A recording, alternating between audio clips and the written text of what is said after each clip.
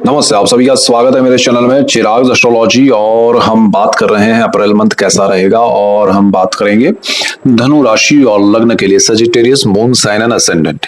तो देखिए, बहुत सारे ट्रांजिट हो रहे हैं और मैं थ्रू आउट आपको चीज़ों की बातों की अपडेट्स दे रहा हूँ। जैसे युद्ध के हिसाब से जो चीज़ें हो रही है हम उस पर बात करें, उसमें एवरी टाइम नया जो भी कुछ मोड़ आ रहा है वो क्यों आ रहा है, क्यों आगे भी ऐसा कुछ होगा, उसकी भी हम डिटेल में अलग वीडियोस में बात कर रहे हैं।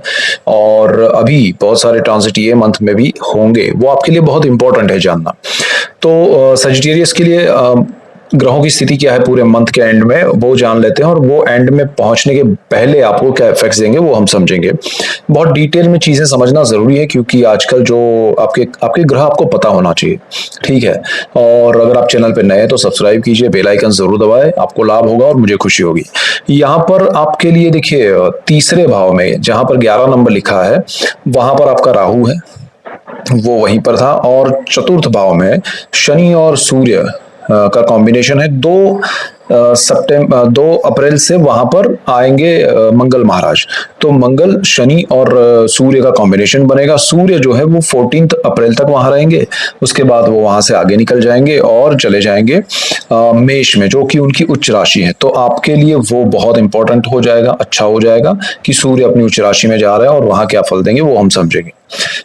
सूर्य के साथ बुध भी 30 अप्रैल को जुड़ रहे हैं, लेकिन उससे पहले वो वहां पर है जहां पर मंगल और शनि है, सूर्य है।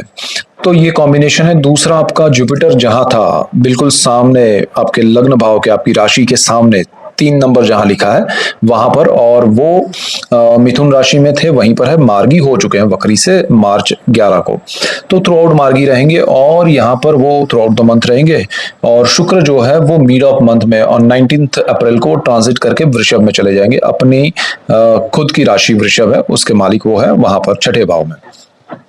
ये स्थिति आपके लिए बहुत अच्छी है। अब यहाँ पर केतु जो है वो आपके भाग्य भवन में ट्रांजिट में चल रहा है। तो कुल मिला के क्या हो रहा है कि यहाँ पर देखिए, आपका ये जो मंथ है अप्रैल महीना, वो बहुत इंपॉर्टेंट इसलिए है कि गुरु की एक तो दृष्टि आपके ऊपर है, आपकी राशि और लग्न भाव पे, तो वो पॉजिटिविटी आपको थ्रू आउट मिल रही है। लेकिन क्राइसिस भी चल रहे हैं लाइफ में, क्योंकि ये जो वर्ल्ड लेवल के जो क्राइसिस है वो सब पे इफेक्ट करते हैं। आपका पर्सनल चार्ट उसके सामने बहुत छोटा हो जाता है। बहुत एक्सट्रीम दशाएं, नक्षत्र, ग्रह योग होते हैं, तब कोई उसमें बहुत बड़ा कुछ अपने हिसाब से कर पाता है। लेकिन यहाँ पर आपको ध्यान रखना पड़ेगा क्या अच्छा है, पहले वो समझ लेते हैं। तो यहाँ पर देखिए, आपके लिए गुरु की स्थिति अच्छी है, मेंटली पॉजिटिविटी रहेगी, आपको इंट्यूशंस बहुत स्ट्रांग मिलेंगे। तो सही दिशा में सही निर्णय लेने के लिए आपके विचार अच्छे चल रहे हैं, तो आप उस हिसाब से चलिए, उस इंट्यूशंस को फॉलो कीजिए। अपनी लालसा को या अपनी जो ये विचारधारा है कि मुझे तो यही चाहिए, मुझे तो ऐसा ही करना है, मुझे तो वही दिमाग में है, जो मैं नहीं समझ के हिसाब से गुरु आपको इंट्यूशन दे रहा है कि भाई ये बदल लो, ये चीजें नहीं होगी, ये आपके लिए नहीं अच्छा है, तो उसको बदलाव को एक्सेप्ट कीजिए, तो आपको लाभ होगा ये अप्रैल में। दूसरी चीज क्या है कि राहु 3rd हाउस में है, वो आपको कहीं ना कहीं लालच में इन्वॉल्व कर रहा है। राहु का एक गुण है लालच, और दूसरा राहु छल भी है, माया भी है। तो यहाँ पर राहु आपको साहस भी देता है, हार्डवर्क भी देता है, लेकिन कहीं अगर आप ईमानदारी में आगे बढ़ गए तो अच्छा है। बेईमानी यानी कि लालच में आके या किसी चीज को जो आपका हक नहीं है उसमें, या ज्यादा कुछ पाने के चक्कर में अगर आप बड़ा कुछ साहस कर जाएंगे, क्योंकि 3rd हाउस में है, साहस में है, पराक्रम भाव में, ब्रदर सिस्टर के साथ मिलके कुछ किया, या उनके लिए कुछ किया, या उन्होंने कुछ आपको सजेस्ट किया है, उसमें आप इन्वॉल्व होना चाहते हैं, कोई एचआर में है, मीडिया में है, कम्युनिकेशन के फील्ड में, उनको ध्यान रखना पड़ेगा। शनि उस स्थान का मालिक है, वो आपको इंट्यूशन दे रहा है कि भाई ये मत करो, ये सही नहीं है, यहाँ पर आपको ध्यान रखना पड़ेगा, लेकिन आप उसको अवॉइड करेंगे, क्योंकि शनि क्लैरिटी वाला प्लेनेट है, वो ईमानदारी सच्चाई आपको दिखाता है, लेकिन आप राहु के चक्कर में आके अवॉइड मत कीजिएगा। दूसरी चीज क्या है कि शनि आपके 4th भाव में है, वो इंट्यूशन के भाव में है, तो आपको बार बार इंडिकेशन दे रहा है। और गुरु स्थान का मालिक है, इसलिए गुरु आपकी कुंडली का भी मालिक है, 4th हाउस का भी मालिक है, और दृष्टि योग भी कर रहा है, और केंद्र भाव में भी है 4th भाव के। तो बहुत अच्छा है कि आप अपने इंट्यूशंस को फॉलो करो। आपको जो सच लग रहा है वो अगर आपने फॉलो किया तो ये समय में आप बहुत प्रोग्रेस करोगे। शनि के साथ सूर्य जुड़े जुड़े हुए हैं और मिड ऑफ मंथ 14 अप्रैल तक वो जुड़े रहेंगे, लेकिन साथ में 2 तारीख को मंगल आ रहा है। अब सूर्य मंगल और शनि का योग क्या है? आपकी प्रॉपर्टी, जमीन, मकान, वाहन, माता का स्थान है। यहाँ उससे रिलेटेड कोई बड़े निर्णय नहीं करने हैं, उससे रिलेटेड आप कुछ बड़ा मत कीजिएगा। लेकिन मंगल भूमि का कारक है, इसलिए अच्छा है। सूर्य शनि का कॉम्बिनेशन मंगल के साथ जो हो रहा है वो सारी चीजें सही नहीं है। अंगारक योग भी बन रहा है, शनि मंगल का योग भी बन रहा है, सूर्य शनि का। तो यहाँ प्रॉपर्टी, जमीन, मकान, वाहन से रिलेटेड बड़े निर्णय नहीं लेने चाहिए। माता की हेल्थ को लेके अगर कोई इश्यूज है, प्रॉब्लम्स है, तो भी बड़े निर्णय नहीं लेने चाहिए। ओपिनियन लेके आगे बढ़िएगा तो ज्यादा बेटर रहेगा। अदरवाइज आपको फिर लगेगा कि थोड़ा जल्दबाजी हो गई किसी भी चीज में, प्रॉपर्टी या जो भी चीज है, और आपको बेचना या खरीदना दोनों में। इसके बाद अगर हम कहें कि आपको जैसे हायर स्टडीज चल रही है आपको, तो वो छोड़ना नहीं है, उसको आप पकड़ के रखिए, अच्छा रहेगा। सूर्य यहाँ 14 अप्रैल को चले जाएंगे और वो उच्च राशि मेष में जाएंगे। मेष जो है वो बहुत अच्छा है आपके पंचम भाव में संतानों के लिए, संतान प्राप्ति के लिए, संतानों की पढ़ाई के लिए, संतानों के बिजनेस के लिए, जॉब के लिए। संतान से रिलेटेड जो भी आपकी समस्याएं हैं वो सूर्य की वजह से हल होगी। सूर्य आपको बहुत बड़ा सपोर्ट करेंगे संतानों के लिए। तो आपके संतानों की लाइफ में अगर कुछ क्राइसिस चल रहा है, वो कुछ बड़ा साहस करने वाले हैं या बड़ा कोई निर्णय लेना चाहते हैं, तो कहिए 14 अप्रैल तक रुक जाए, उसके बाद लीजिए, तो उसमें आपका भी बेनिफिट मिलेगा। हो सकता है उनके चार्ट में भी सूर्य पंचम भाव में आ रहे हो या फिर कहीं अच्छी स्थान स्थिति में, तो वो चीज उनको भी बेनिफिट करेगी, आपको भी करेगी। और स्टॉक मार्केट का भी स्थान है, थोड़ा इसमें आप जल्दबाजी ना करें। और सूर्य शनि ऑपोजिट है।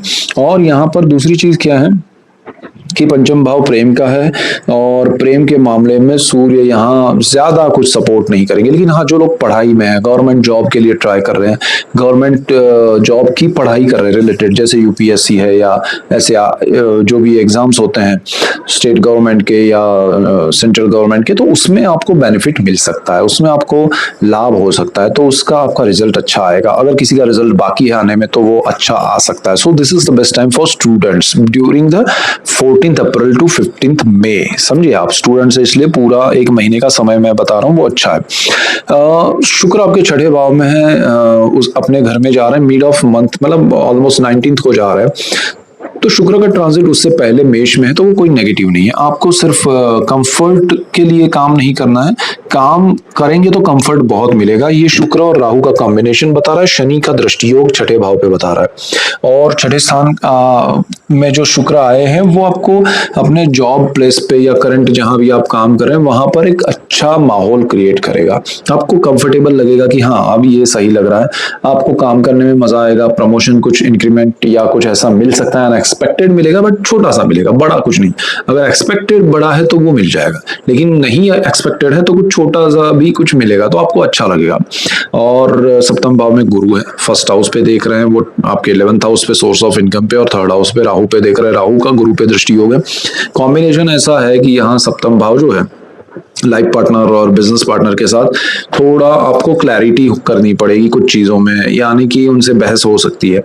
थोड़ा लाइट वे में चलिएगा, अच्छा रहेगा। गुरु यहाँ कॉम्बिनेशन है, अच्छे हैं, क्लैरिटी करवाएगा। बुध उसका मालिक है। थोड़ा आपको ध्यान रख के चलना है कि जहां बिजनेस पार्टनरशिप है वहां आप क्लैरिटी ज्यादा कीजिएगा, लाइफ पार्टनर के साथ थोड़ी चीजें छोड़ दीजिएगा, इसमें कुछ बड़ा नहीं है। उनकी हेल्थ को लेके अगर प्रॉब्लम है तो वो शॉर्ट आउट होंगे, अच्छा होगा। अच्छा, आपकी हेल्थ की अगर हम बात करें तो आपको थोड़ा शुगर या उससे बचना चाहिए, वो जरा ध्यान रखिएगा। लाइफ इसके बाद आपका जो है अष्टम भाव, वहां पर बहुत अच्छा कोई प्रॉब्लम वाला समय नहीं है, अच्छा है।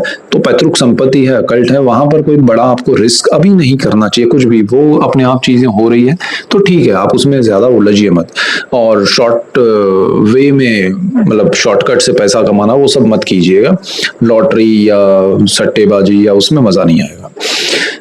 आपका केतु भाग्य भुवन में है, सिंह राशि में है। भाग्य जो है वो सूर्य आपका उच्च होने वाला है पंचम भाव में, तो संतानों के लिए अच्छा है, भाग्य से लाभ होगा। और केतु यहाँ बैठा है, आपको स्पिरिचुअल जर्नी सडनली करवाएगा, बहुत सारी करवाएगा, बहुत बार करवाएगा। और आपकी कोई पुरानी इच्छा है तो वो पूरी होगी, स्पिरिचुअल कोई प्लेसेस पे जाना है तो वो अच्छा है। पिता का सपोर्ट मिलेगा और कर्मस्थान में भी अच्छा है योग, तो माता पिता के लिए अच्छा है। लेकिन माता के लिए जो हमने कहा वो ध्यान रखना है। कर्मस्थान आपका स्ट्रांग बन रहा है, बुध उसमें मालिक है और अच्छी स्थिति में है, तो कोई टेंशन नहीं है, कोई बड़े निर्णय नहीं लेने हैं। जो चल रहा है उस रूटीन को मेंटेन कीजिए तो ज्यादा बेटर रहेगा। बिल्कुल सामने पांचवें स्थान में जब सूर्य आएगा तो उसकी दृष्टि पड़ेगी 11th हाउस पे। अब वहां तुला राशि है, सूर्य की नीच राशि है, तो आपको कार्यक्षेत्र में बदलाव खुद के लिए नहीं करना है। संतानों के लिए अच्छा है लेकिन आपके लिए अच्छा नहीं है, तो आपके कार्यक्षेत्र में बड़े बदलाव मत कीजिएगा। हालांकि गुरु की भी यहाँ दृष्टि है तो वो आपको इंडिकेशन भी देगा कि भाई मत करो, ये सही है, या क्या सही है क्या गलत है वो आपको इंडिकेशन मिलेगा। आपको लालच में आके फॉलो नहीं करना है, सही जो लग रहा है उसको फॉलो करना है। This is the remedy. इसके बाद आपका जो 12th हाउस है विदेश का भाव है, व्यय का है, मोक्ष का है, और यहाँ का मालिक मंगल है जो कि सूर्य के साथ और शनि के साथ कॉम्बिनेशन में आ रहा है। Through out the month Shani के साथ रहेगा। तो यहाँ पर आप विदेश को लेकर बड़े निर्णय ले सकते हैं लॉन्ग टर्म को सोच के, और अगर शॉर्ट टर्म में जाना है तो फिर मजा नहीं है। तो लॉन्ग टर्म के हिसाब से अगर आप जो भी करेंगे उसका इफेक्ट मिलेगा आपको। और ज्यादा कुछ बड़ा खर्च करने का मत सोचिए अग्रेसिव वे में कि जल्दी से ये हो जाए, जल्दी से मैं यहाँ पहुंच जाऊं, वो हो जाए, ऐसा नहीं होगा।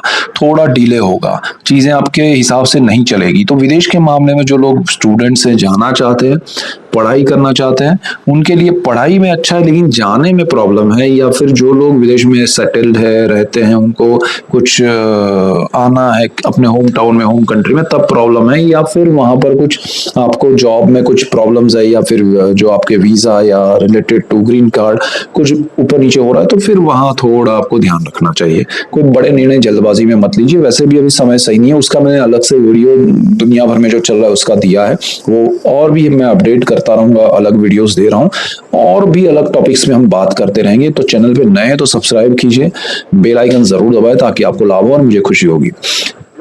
बहुत डिटेल में हम चीजों की बात करने जा रहे हैं आगे भी, तो आप जुड़े रहिएगा। और रेमेडीज के तौर पे आपको गुरु की पूजा करनी चाहिए। गुरु यानी जो जैसे महाराष्ट्र में स्वामी समर्थ है, गजानन महाराज है, आपके यहाँ पर गुजरात में जो है रंग अवधूत महाराज है, तो उस तरह से नीम करोली बाबा है, तो उनके जैसे सिद्ध योग पुरुष जो है, युग पुरुष जो है गुरु के रूप में, उनकी पूजा कीजिए, उनकी ब्लेसिंग्स लीजिए तो आपको लाभ होगा। और that's it for today. Keep watching Chirag's astrology. Thank you for watching. God bless you and goodbye. Thank you.